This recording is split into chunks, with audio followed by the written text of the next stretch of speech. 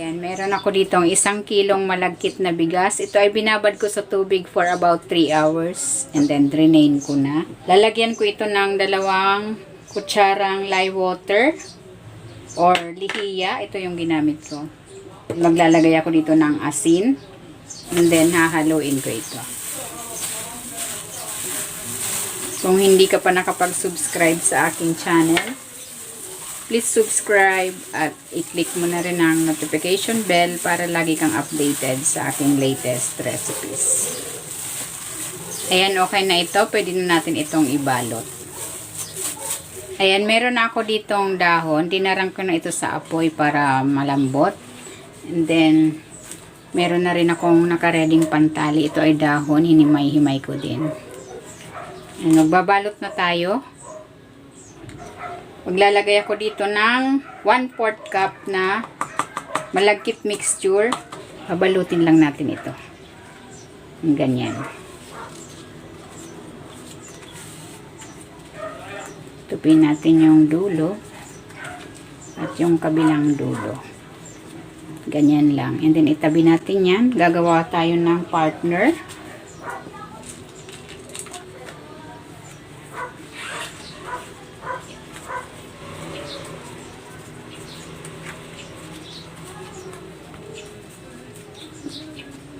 And then, pagtatakipin lang natin to, dito natin gagamitin yung pantali.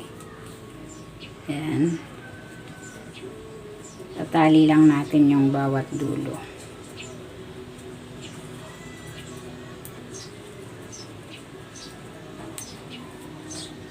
Ayan, ganyan lang. Uulitin ko lang ang proseso sa natitira pa nating malagkit mixture. Ayan, ito na yung ating suman. Nakagawa ko ng 17 na magkatakip. Lalagyan ko na ito ng tubig. Kailangan yung tubig natin ay pantay dito sa suman.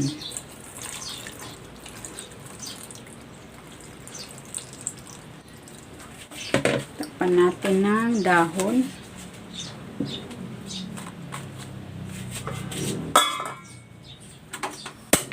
Lutuin natin ito for 2 hours.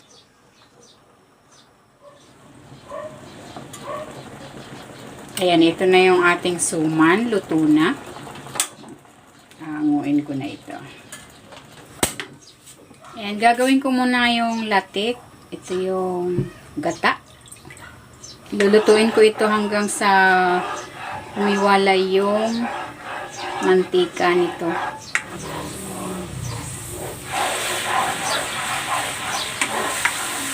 Yan, humiwalay na yung mantika. Hintayin na lang natin itong mag-golden brown.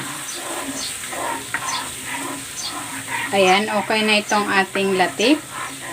Hahanguin ko na ito at i-strain ko na lang yung mantika para humiwalay dito sa ating latik. Next, gagawin ko naman yung latik sauce. Ilalagay ko itong gata. At ang dark brown sugar.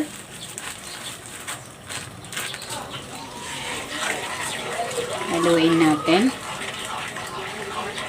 Ayan, lulutuin lang natin ito hanggang sa medyo mag-thicken yung ating sauce. Ayan, pag ganito ng consistency nitong ating sauce, pwede na natin itong hanguin dahil pag ito naman ay lumamig, ito ay lalapot pa. Ayan, ito na yung ating suman. Maglalagay na ako dito ng latik sauce.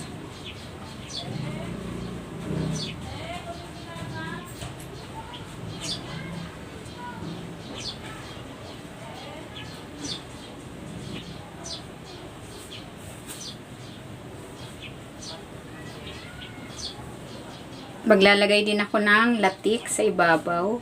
Ayan.